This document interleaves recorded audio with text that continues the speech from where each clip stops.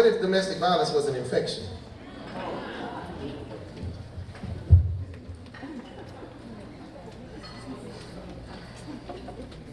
I am the worst type of sickness. I'm a virus. I come with the most ill of intents, infecting what's most useful to a woman, her common sense. See, it all begins with those conversations, keying in on everything she said to make it seem like I'm interested, but like a cold, all I want to do is get inside of her head. And her nasal hairs can't filter deceitful particulates. She's breathing in my airborne germs of malice. Instantly, I block off her nasal channel so that her ability to smell my true intentions remains stagnant.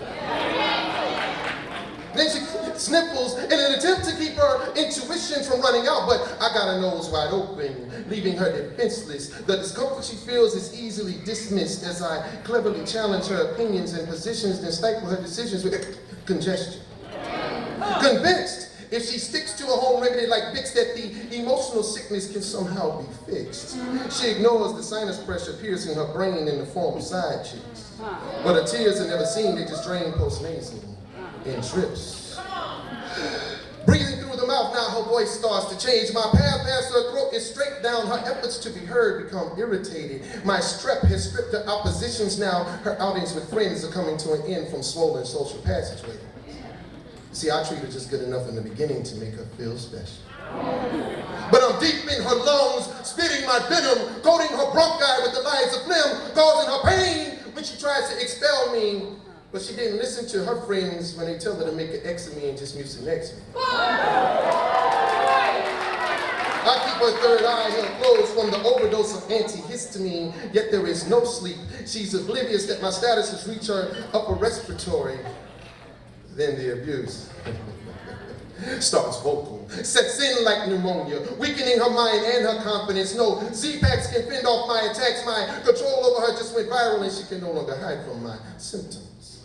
So this is not a common love turned cold, no. She's been exposed to some Ebola shit. And once my contagion turns physical, the relationship with her self-esteem is over with. Black eyes and bruises show up as legions in various regions. She can no longer keep them hidden, so she vomits lies to cover up the beatings while her soul is internally bleeding. Coughs erupt blood red. Eyes glow, bloodshed, all from the fear of being hit and crying overtime in between the death threats. And once the pattern is set, trust jumps ship.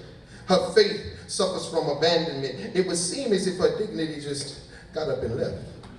With no hope for an antidote, her happiness is slowly drained away until she chokes. She becomes a walking corpse, emotionally comatose, and goes into shock once her light has been diminished. She ponders the thought of giving in and trying to find a way to end it. But in that minute, something within says, this is no way for me to live. This cannot be what my father intended. So she drops to her knees and begins to pray. Her faith is reanimated. Her strength reinvigorated. She's growing immune to my afflictions. Submissive tendencies have gone into remission. The blade of control I once held over her has since gone missing. She fights me feverishly for what life she has left. She's on a path to recovery by loving herself. And no matter how hard I tried to hold on, my stranglehold broke when her fever broke. The night she woke up in a cold sweat and decided that she would no longer make an excuse for a fool who loves the tools of abuse. She picks up the phone and dials 911. This is the last time she would ever allow herself to be hit.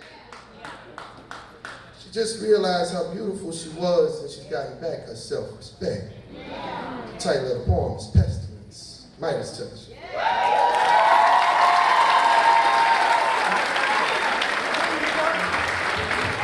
So improv